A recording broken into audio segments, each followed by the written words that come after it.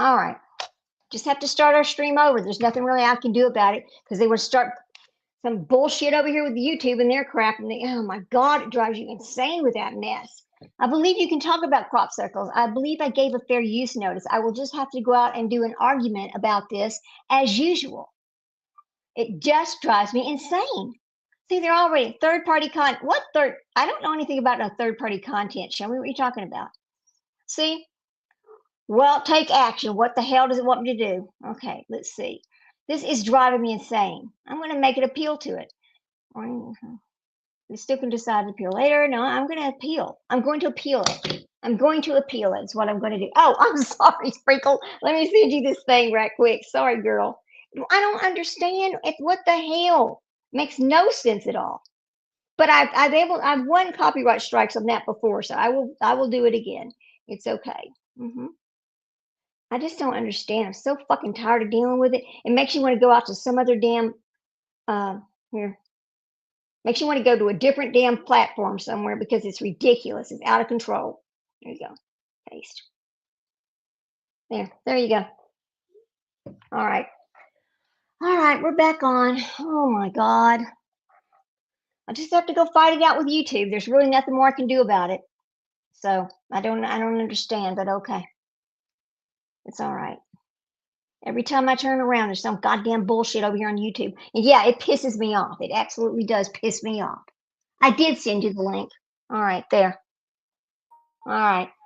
I don't understand. It's every time you turn around, there's some bullshit. I want to find a different streaming service. I want to find a different place to go with this because I'm tired of it. I'm tired of dealing with it. I don't understand.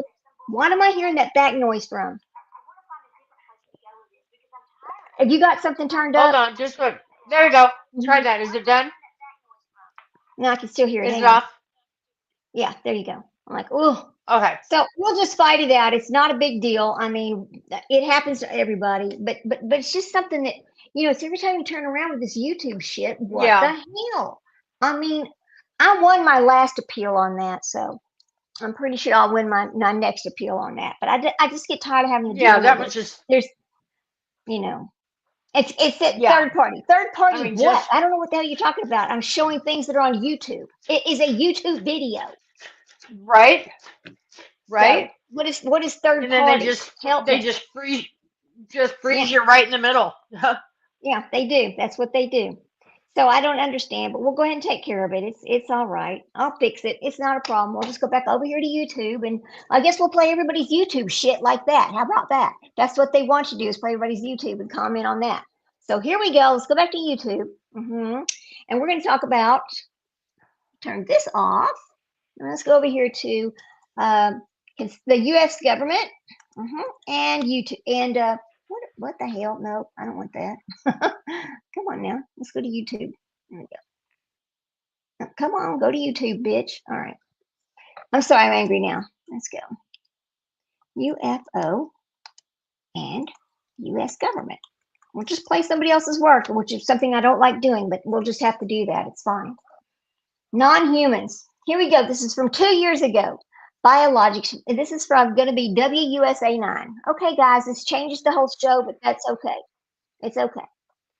We're going to do it this way. If that's what they want, we'll just do it this way. Here. All right. Okay. Turn this on. No, hopefully everybody will find this again, but the historic hearing on unidentified anomalous phenomena, also known as UFOs. Lawmakers heard from 3 witnesses today, including former U.S. military and intelligence community personnel who claim to have come into contact with such objects. Natalie Brand has more now from that hearing. 9. WUSA 9. I've got to get we have nothing close to it. Retired Navy Commander David Fravor testified before Congress about an encounter he cannot explain. A strange tic-tac shaped object he says he saw in the sky during a training mission in 2004. The technology that we faced was far superior than anything that we had. Lawmakers on Capitol Hill are digging into the national security concerns and the mystery posed by unidentified anomalous phenomena, or UAPs, also known as as UFOs. Do you believe that our government is in possession of UAPs? Absolutely, based on interviewing over 40 witnesses over 4 years. I know the exact locations. A whistleblower who formerly worked on the Defense Department's UAP task force, David Grush, claims he was denied access to information on a government UFO crash retrieval program, something the Pentagon disputes. Biologics came with some of these recoveries. Were they, I guess, human or non-human biologics? Non-human, and that was the assessment of people with direct knowledge on the program I talked to. Congress members from both sides of the aisle are demanding more transparency from the U.S. Department of Defense. A recent report revealed the government is investigating more than 650. See, I mean, that's what I always wondered about. I mean, why are they not? Okay, you see this right here, DVIDS? This is from the defense program, which is free and we can access it. But here's the problem with that. If I go out and I show the information from this directly, they consider that third party. However, we're watching the same damn video through YouTube. So you tell me, how does this, because they're a media station, because they're a news station, it's different? Here we go. Let's keep going. 50 potential sightings, but Ryan Graves of Americans for Safe Aerospace says there's still a stigma around reporting. Right now, we need a system where pilots can report without fear of losing their jobs. The witnesses say better data is needed to determine what the identified objects are and their origins. Natalie Brand, CBS News, Capitol Hill.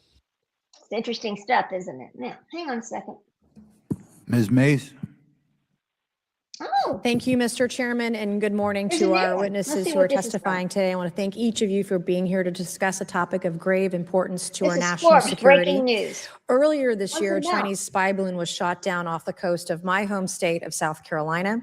Since This the is for Roswell incident in UAPs. 1947, many Americans have wondered about the dangers of unknown objects crisscrossing our skies. Whether these are UAPs or weather phenomena, advanced technology from American allied or enemy forces, or something more out of this world. So my first question, I have several questions, and if we can just be quick on these first two, I'm going to ask each of you the same question, and then I'll get to each of you individually. The first one, when So you you're gonna talk reported about it your right here. experiences with a UAP, did any of you face any repercussions with your superiors, yes or no? No.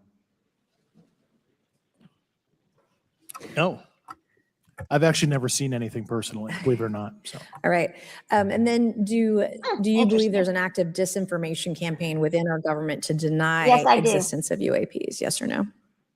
I don't have an answer to that. as previously stated publicly, yes. I think previously with like Project Blue Book, yes, but currently I don't speak for the United States government. Okay, thank you. I have a few questions Project for Blue Mr. Book. Graves. That's interesting. What percentage of UAP sightings, in your belief, go unreported by our pilots? This is an approximation based off of They don't my wanna talk personal about it 'cause they don't experience wanna get, speaking with a you know, number in of trouble. pilots, but I would estimate we're somewhere near 5% reporting perhaps. So like 95% basically don't report seeing UAPs. That's just my personal estimate. In the incident off Virginia Beach, do you believe the Navy took the danger to your aircraft seriously after it was reported? Absolutely. A few questions for Mr. Favor. As an expert naval aviator, have you ever seen an object that looked and moved like the Tic Tac UAP? No. Did the Tic Tac UAP move in such a way that defied the laws of physics? The way we understand them, yes. Many dismiss UAP reports as classified weapons testing by our own government, but in your experience as a pilot, does our government typically test advanced weapon systems right next to multi-million-dollar jets without informing our pilots? No, we have test ranges for that. It took over. So if they have test ranges for that, and there's still these things out there, what are they? Where are they coming from? And why they're being hidden? Because these pilots are telling you they've seen it. This makes no sense at all, does it? No. Where is it? What is it? That's what I want to know. For 15 years for your encounter with the Tic Tac to be declassified, do you feel there was a The good Tic reason Tac. to They're calling prevent it the Tic lawmakers Tac. from having access to this footage? No, I just think it was ignored when it happened and it just sat somewhere in a file. Exactly. Never got reported. In a drawer. It happens a lot up here. Shocker. Mr. Grush, a couple of questions for you too, sir, this morning. What percentage of UAPs do you feel are adequately investigated by the U.S. government of the 5% that wanna are know. reported? I can only speak for my personal leadership over at NGA. I tried to look at every report that came through that I could triage. So Do you believe that officials at the highest levels of our national security apparatus have unlawfully withheld information from Congress and subverted our oversight authority? There are certain elected leaders that had more information that I'm not sure what they've shared with certain Gang of Eight members or et cetera, but certainly I would not be surprised. Okay. You've stated that the government is in possession of potentially non-human spacecraft. Based on your experience and extensive conversations with experts, do you believe our government has made contact with intelligent extraterrestrials? Something I can't discuss in public setting. Okay, why not? Okay, here's the big question. Why not? Why can't you discuss that in a public setting? Why can't you discuss it? If it's true, makes no sense. Okay, I can't ask when you think this occurred. If you believe we have crashed craft, stated earlier, do we have the bodies of the pilots who piloted this craft? As I've stated publicly already in my News Nation interview, biologics came with some of these recoveries. Yeah. Were they, I guess, human or non-human biologics? Non-human, and that was the assessment of people with direct knowledge on the program I talked to that are currently still on the program. And was this documentary evidence, this video, photos, eyewitness? Like, how would that be determined? The specific documentation I would have to talk to you in a skiff about. Gotcha. Okay. So, and you may or may not be able to answer my last question, and maybe we get into a skiff at the next hearing that we have, but who in the government, either what agency, sub-agency, what contractors, who should be called into the next hearing about UAPs, either in a public setting or even in a private setting? And you probably can't name names, but what agencies or organizations, contractors, et cetera, do we need to call in to get these questions answered, whether it's about funding, what programs are happening, and what's out there? I can give you a specific cooperative and hostile witness list of specific individuals that were in those. And how soon can we get that list? I'm happy to provide that to you after the hearing. Super. Thank you. And I yield back. Okay.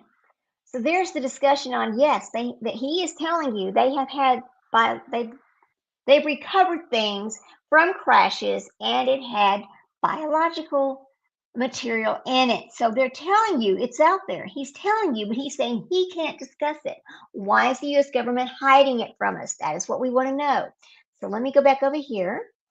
House oversight and accountability. Yeah, I want to know about that. Everybody wants to know about that.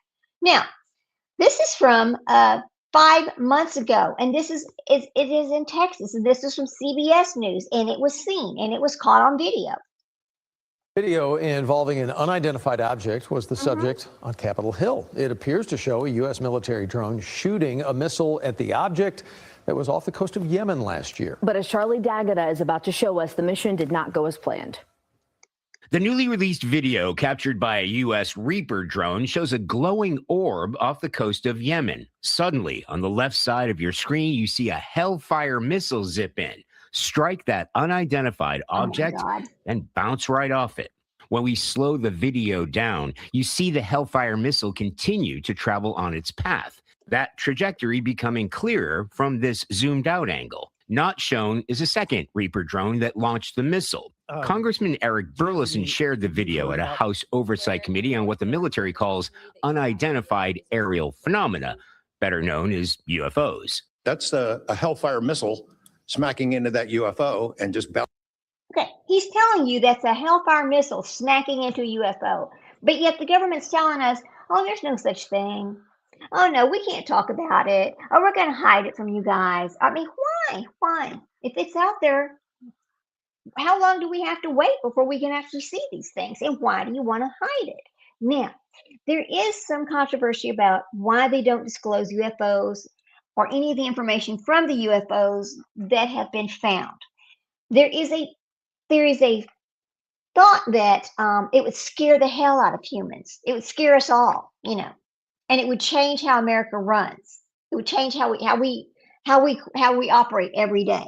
So that's a question I have. I don't know. So we keep talking about it. Here, well, listen. Bounced right off, and it kept going. It kept going, and it It looks like just the kept debris going. was taken with it. Yeah, what the hell is that? We've never seen a Hellfire missile hit a target and bounce off. Lou Elizondo. It hit the target and bounced off. How did it hit the target and bounce off? Please tell me how that could happen. That means it was not man-made. It was not made here. Here we go. Who can make something strong enough to repel a Hellfire missile? Is a former senior intelligence officer with the Pentagon. The Hellfire makes a Look at hit, this. a kinetic strike on something solid. There's usually not much left of whatever it is it's hitting. It's very, very destructive. What seems to happen is that the missile is either redirected or in some case perhaps glances off the object and continues on its way. A recent government report revealed the government received more than 750 new UAP sightings in the 2024 fiscal year. I mean, if that was a meteorite, it would have exploded on impact. That was something harder. Whatever that was harder than any other hard known thing to humans, because it maintained its continuity, is what I'm going to say, and kept on flying after being hit by a missile. It just doesn't happen. Wow. Leaving lawmakers digging into the mystery It is and amazing. national security concerns posed by these objects. Does this video scare you guys? Yes or no? Yes. Wiggins? Yes. Yes. Me too. There's a lot of information that's not in that video, like what mission they were on. And as they said, what are we even looking at here? We do know that the U.S. military was conducting airstrikes against Houthi targets at the time. Pentagon officials tell CBS News, no comment. All right. No comment on that particular incident, but we just watched it happen. We just watched it happen. We'll go on to the next one. Secret government UFO. This is from 2 months ago, and this is going to be from 8 News Now. Here we go. For 27 months, Las Vegas was UFO Central. A secret program known as OSAP was created back in 2008 with support from Nevada Senator Harry Reid, and actually became the largest UFO investigation ever undertaken by the U.S. government, at least as far as we know. But the investigators for the program, all of whom had top security clearances, encountered things that were far stranger than UFOs, phenomena that could be accurately described as paranormal. 8 News Now Chief Investigator George Knapp, the only journalist allowed to know about OSAP, spoke to the government scientist who was the program's director. George? Yeah, things get a little weird here. Back in that era, 2008 to 2011, I had heard the name Dr. Jim Lakatsky a few times, mostly in hushed whispers. I finally met him face-to-face on St. Patrick's Day, 2018, at a meeting in D.C. arranged by Senator Reid. That's when I received a full download about OSAP that stunned me. What they found in this sprawling UFO investigation is that these unknown craft, whatever they are, seem to generate spooky phenomena that seemingly shouldn't exist. Yes, exactly. When they hit the target and it did not explode, it just kept on flying. That should not exist. I mean, this is very interesting information, and it's all true. It's being reported to us right here, but the government will not give us the real facts. They just keep sweeping it under the rug, and they just keep hiding it. So we got to figure out why. Here we go. Heavily went into Skinwalker Ranch, pretty Robert Bigelow's. He offered a facility. Let's talk about Skinwalker Ranch. If you're familiar or not, we'll talk about that for a second. Skinwalker Ranch has a lot of weird phenomenon that happens over there. I've watched many specials about Skinwalker Ranch and what happens over there, and it's very, very interesting to me. So hang on a minute. I'm gonna read to y'all something about Skinwalker Ranch real quick before we go on to this part. So, Skinwalker Ranch, also known as a Sherman Ranch, is a 512-acre property in Utah's United Basin, and it's supposed to be a hotspot for UFOs, paranormal, and cattle mutilations. And this is real.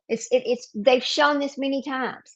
It has a long history of unexplained phenomenon with reports backing over 200 years. The area became a major subject of scientific investigation. Okay. It's in Ballard, Utah, and it says that the site has been subject to government-funded research and is currently being investigated by a team of scientists. So they are currently looking at this situation. It's real. This is not made up. Facility where we could see UFOs and the paranormal at once in one location. How did this ranch in northeastern Utah, previously owned by Las Vegas aerospace tycoon Robert Bigelow, become a key part of the government's classified UFO investigation? It started at DIA, the Defense Intelligence Agency, where rocket scientists. Here's what we're going to do, because we're on a new live because of that situation. I'm going to go back and we're going to read our fair use again, just to, I try to always protect myself, but as you can see, it doesn't always work, but we'll go ahead and look at it anyway. So just give me a minute here. All right. Oh my God, it's so frustrating. What am I looking for? Fair use disclaimer. We're going to read our fair use disclaimer again because we need to get it on there. It makes me so freaking mad. Okay, here we go. Okay. Okay, here's our fair use statement. Let's get down here. Don't do that. Okay. Copyright disclaimer. Under Section 107 of the Copyright Act of 1976, allowance is made for fair use for purposes such as criticism, comment, news reporting, teaching, scholarships, and research. Fair use is permitted by copyright statutes that might otherwise be infringing nonprofit, educational, or personal use tips. The balance in favor of fair use. Okay, so there you go. There's a little fair use statement and we are using all of this material under fair use to learn things about the UFOs, space, our government, and why they hide these things. Here we go.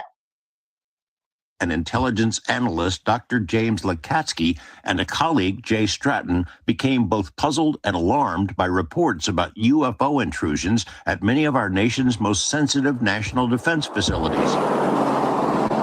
Residents of the Uinta Basin in northeastern Utah had been reporting frequent UFO incidents for decades, probably longer.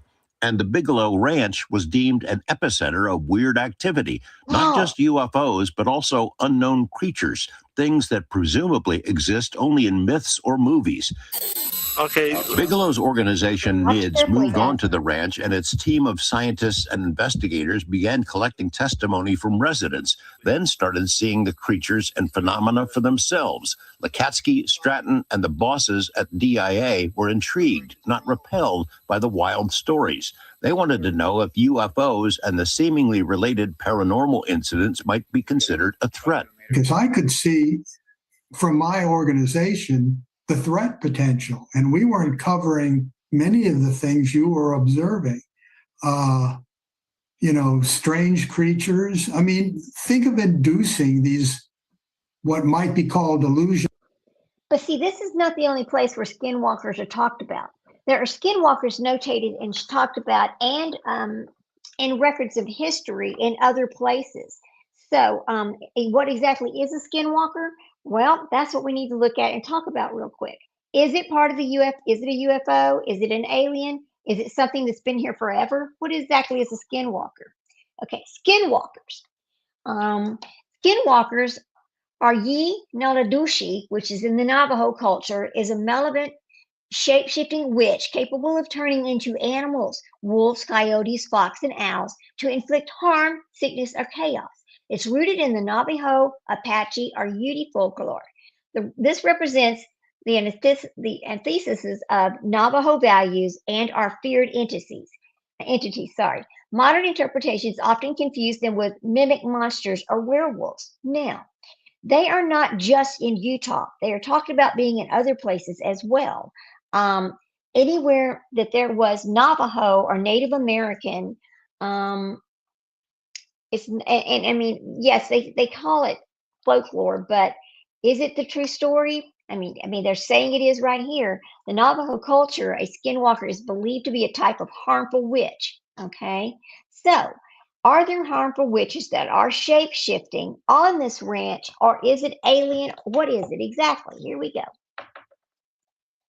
By some people into an enemy force. We wanted to learn what can be weaponized here. Lakatsky and Stratton put together a program which DIA approved. The acronym was AWSAP. Senator Harry Reid helped secure the funding, and Bigelow Aerospace was the contractor. 50 full-time investigators were hired, obtained top-secret security clearances, and went to work. The main focus was UFOs and UFO technology, but one smaller focus was measurable health effects on people who encountered a UFO and were physically harmed or developed rare diseases, including psychological effects. That allowed OSAP to cast a wide net and to report seemingly outlandish stories about creatures, poltergeist-type activity, and other weirdness. Dr. Lakatsky says that OSAP created a massive database of UFO accounts, but the witnesses were typically reluctant to admit that they had also had paranormal experiences after encountering UFOs. We realized that people who And the reason why they don't want to admit this is because people then look at them like, oh God, it's another one of those crazies over there. So if you talk about something that's happened to you many, many times, and every time you talk about this, you treat it as if you're crazy, nobody wants to really listen to you, you would stop talking about it as well. So here we go.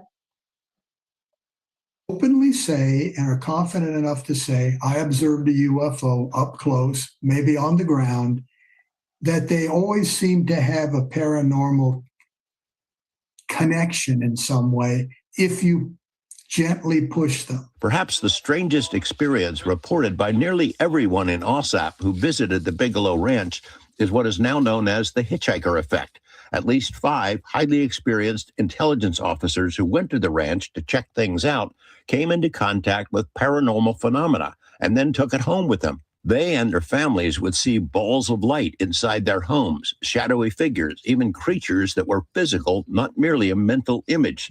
After one investigator returned from the ranch to his East Coast home, his entire family was bedeviled by orbs and what they described as a wolf that walked on 2 legs. The one here in the Washington area, and that's why you have to say paranormal. I mean, what did it get in a train or plane and come to Washington? It left deep scratch marks on the tree it was resting against. There was physical evidence. After the existence of OSAP was first reported by us in 2018, and the full scale of the strange phenomena it had examined was made public by Dr. Lakatsky in his books, including the newest one, New Insights, skeptics claimed the DIA had killed OSAP at the end of 2010 because the reports it received were simply too weird. Did they ever have the opinion that, oh gosh, this is getting kind of... It's too weird for them to accept, so they just shut it down. So they're taking the findings that people find and claim that it's too weird for them to accept, so it can't be real. Why? Why would you say that? How do you know? Were you there? Did you experience it? Did you see the same video footage that everybody else saw? Were you on the Skinwalker Ranch when this happened? Come on, tell us about it. That's what I want to know. Weird. No, they never did. They basically kept quiet. That's all. They didn't want to see it in the Washington Post. Lakatsky and others familiar with OSAP tried to find a new home, a spin-off version, something called Kona Blue. Harry Reid helped lead that charge, and the Department of Homeland Security initially said yes, then higher-ups killed it. Lakatsky's new book hints that some slice of Kona Blue did move forward, but he declines to spill further details about that for now.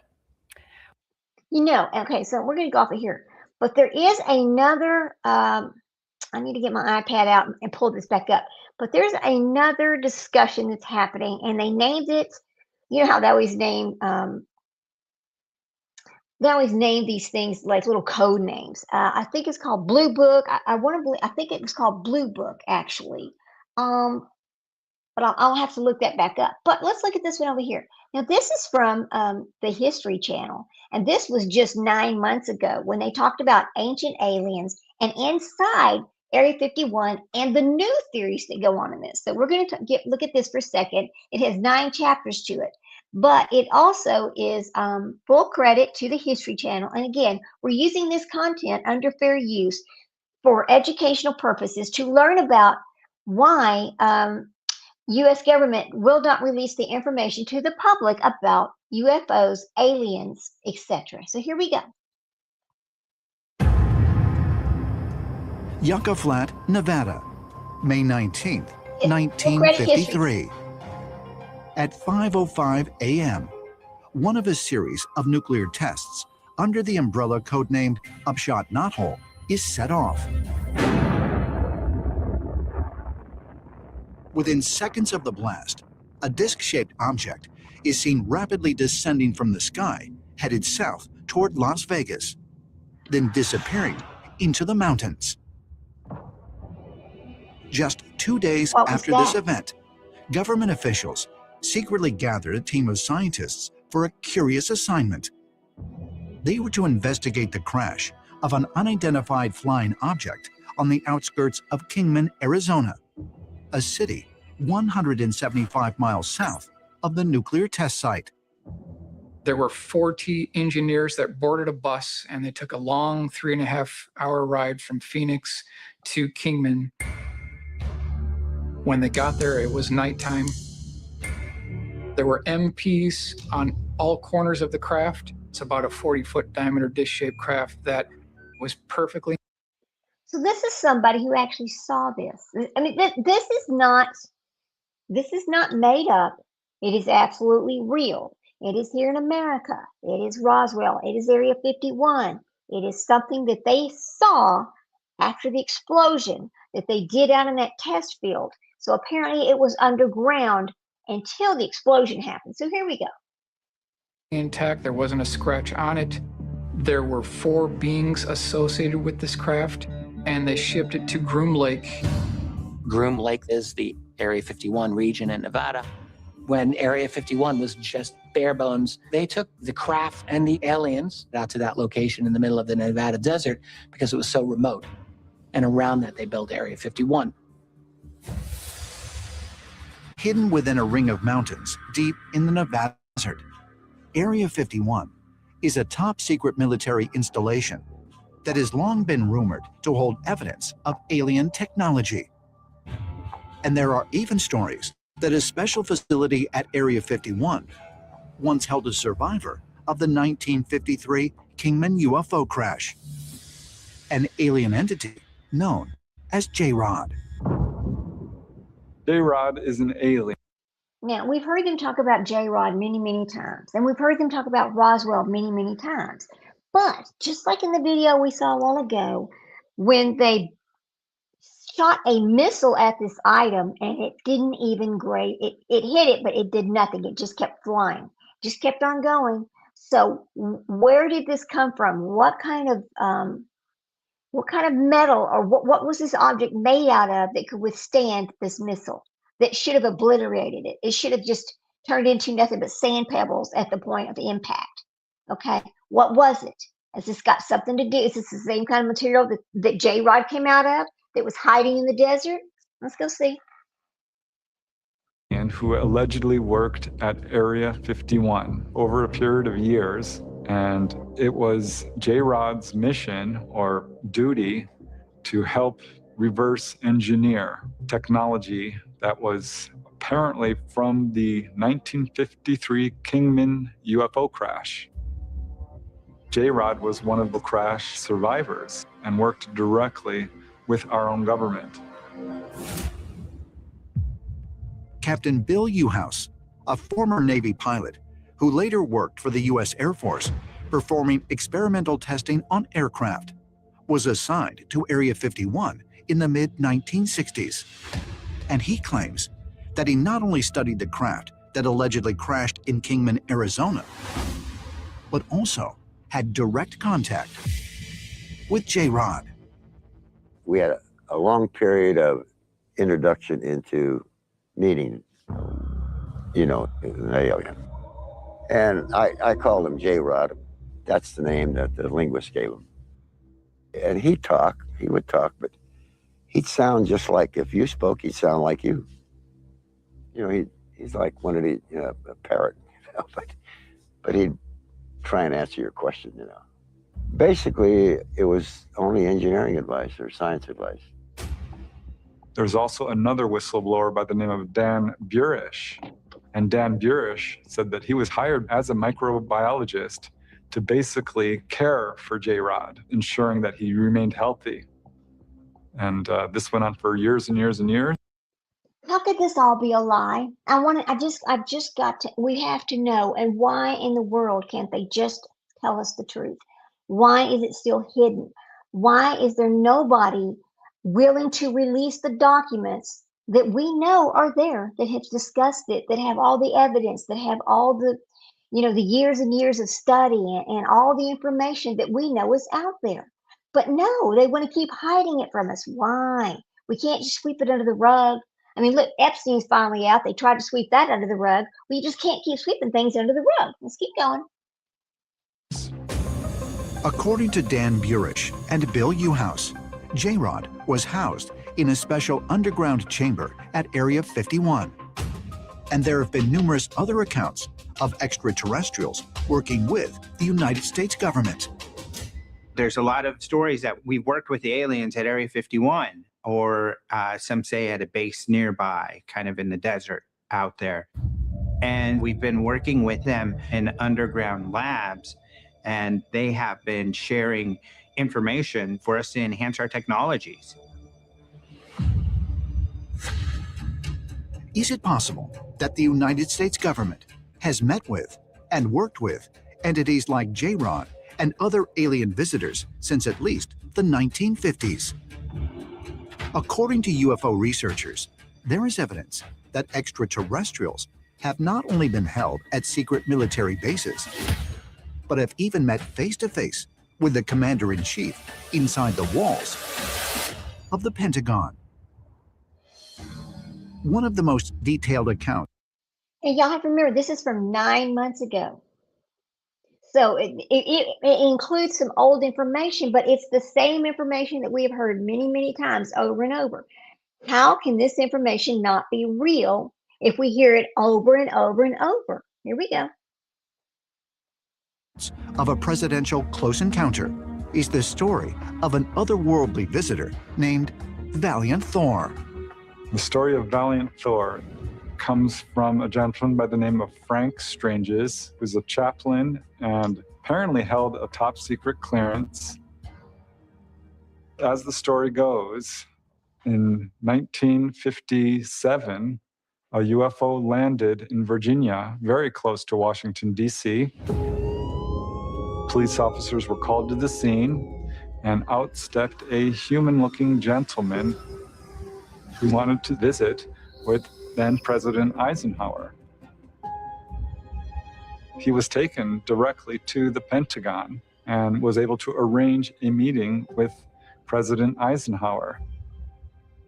In this meeting, he basically stated that he was very much concerned about our use of nuclear weapons. Just as another country would post an ambassador to the United States, the theory was that Valiant Thor was the ambassador from the extraterrestrials, and he was from time to time advising President Eisenhower and the US government on policy issues. This idea that an actual physical extraterrestrial visitor could potentially be influencing the course of the world is a possibility. I am sure there's envoys out there that do the same thing, not just on a planet, but in entire planetary systems. Burbank, California. June 1943.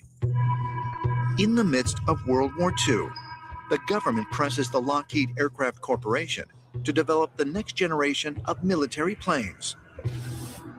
Jet fighters designed to outflank propeller aircraft and help turn the tide of war.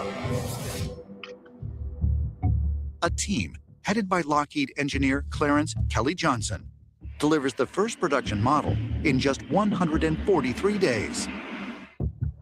Their P-80 Shooting Star initiates the jet age for the U.S. military. Kelly Johnson's secret research and development team ultimately becomes known as Skunk Works. Clarence Kelly Johnson was the first head of Lockheed's Skunk Works division back in the 50s and 60s, up until 1975. He's the developer of the U-2 spy plane, which was able to fly at the incredible altitude of 80,000 feet, equipped with photographic capabilities that were astonishing. And he is a great legend in the aviation community, for sure. Despite his mainstream credentials, Johnson becomes the primary witness to a now famous UFO sighting in Agoura, California, on December 16, 1953. His report of the encounter and his personal sketches of the craft were preserved by Project Blue Book, the U.S. government's official account of the UFO phenomenon at the time. He was with some of his colleagues at the time when he saw a very, very unusual object that he could not explain in any kind of technology that was familiar to him at the time. During an era of official skepticism about, I mean, seriously, material not known to anyone, material that can withstand a bomb, material that can withstand a missile. Many people have talked about seeing this, hearing this, reading about. I mean, how can it not be true? And again, why is it not being released to us? Who else knows about this? Are there other governments involved in hiding this information? These are the things we need to know about. I mean, it's not simply, well, nobody's seen it. Well, yeah, they have seen it. We see UFOs, we see unidentified things in our skies all the time. Where are they coming from? They cannot all be unknown military pieces of equipment or testing some unknown equipment. Where are they coming from? They can't all be, from other countries spying on us because of the type of materials they are, the speed that they move in. What is it? And why is the government not honest with us? Let's keep going. UFOs. Johnson risks his career by reporting the sighting to his superiors. But instead of being penalized or demoted, Johnson is seemingly rewarded 2 years later when he plays a pivotal role in founding America's most secret military base, Area 51. Kelly Johnson was the person that identified the location where Area 51 is as a good strategic location. It is fundamentally located in the right part of the world without prying eyes. But was Area 51 founded merely to test experimental aircraft, as the military insists? Or did Kelly Johnson choose the location as the best place to reverse engineer the very alien spacecraft he believed he saw with his own eyes? Rachel, Nevada, March 17th, 2018. Just outside the perimeter of Area 51, Georgios Tsoukalos meets with researcher Wolf McCarran and mining expert Christian Greneau. They are here to investigate rumors of an alleged tunnel network that lies beneath Area 51. This is amazing, isn't it? Wolf and Christian believe this location, the Tempute Mine, is one of several old Nevada mines that have been used to expand operations at Area 51, deep underground. I'm a miner about 100 miles north of Area 51 here, and I've been mining there since 1992. I also own a mine in Goldfield, so I'm just an avid miner. I search these out. So what can you tell us about Area 51? Yes, what Area can you 51, tell us? what you see like on Google imagery, that was the 50s, 60s, and 70s. Since then, they've gone down. Everything they do is underground. And what evidence have you come across as a miner that would corroborate your idea? People are questioning, well, if they're going down, where is all the dirt going? Thank you. Where is all the these dirt nearby going? mines? And they're putting it in huge mountains and they're heap leaching it. By the time they're done heap leaching a huge mountain, it goes down to nothing. Now, to the uninitiated, what does heap leaching mean? It is they pile the ore up into a large mountain, hundreds of feet high, and they run hoses all the way through it, like every 2 feet, and they leach in mercury and cyanide. And what that does, it'll take boulders this large and actually just bring them down to nothing. You're not even. Yeah. Is the government using heap leaching inside the Tempute mine in order to hide the massive amounts of dirt been removed in the course of their digging operations? But if so, how is the government able to conduct such an enormous operation without arousing the suspicion of the local miners? These mines around here have the gold, silver, lead, so any mine would be more than happy to accept the ore. And it's kind of like hush-up money. I've witnessed this hush-up and dealt with this a lot. Hush-up of what? Hush-up of the base, or the tunnels of Area 51. Okay. It's sort of self-explanatory that the reason why people would go underground is if there are experiments going on, that there's no interference or less interference. Exactly, yeah. Has the U.S. military been expanding its operations at Area 51, not outward, but downward, in order to keep its top secret work even more secret than before? It is my own belief, based on a lot of good research, that there is most likely a large, I would even say vast, web of interconnected underground bases and tunnels that exist. They originally started doing it, by the way, just to protect against an atomic strike that could have happened from the Soviet Union, and you need secure underground facilities. Well, they took that and just ran with it. There are those that believe that the underground operations being conducted at Area 51 are only the tip of an enormous iceberg.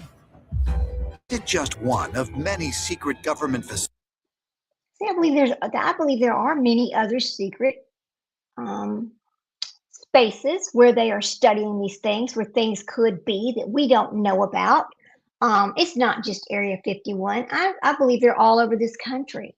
And I do believe that they need to be discussed and we need to be told, and they should share this information with the people. You know, that is what should happen here. So I just don't understand why they want to hide all these things from us. What's the point of it? So I'm trying to compose my email over here to legal support about my copyright that they're trying to force on me once again. I'm going to go ahead and get off of here for tonight. I'm pretty pissed off about the situation. Here's the thing, though. I will win my copyright. I know I will. You all have a wonderful evening. Stay safe out there. Be careful. And like I always say, go hug your babies. Have a good evening. I'll talk to you later. Bye.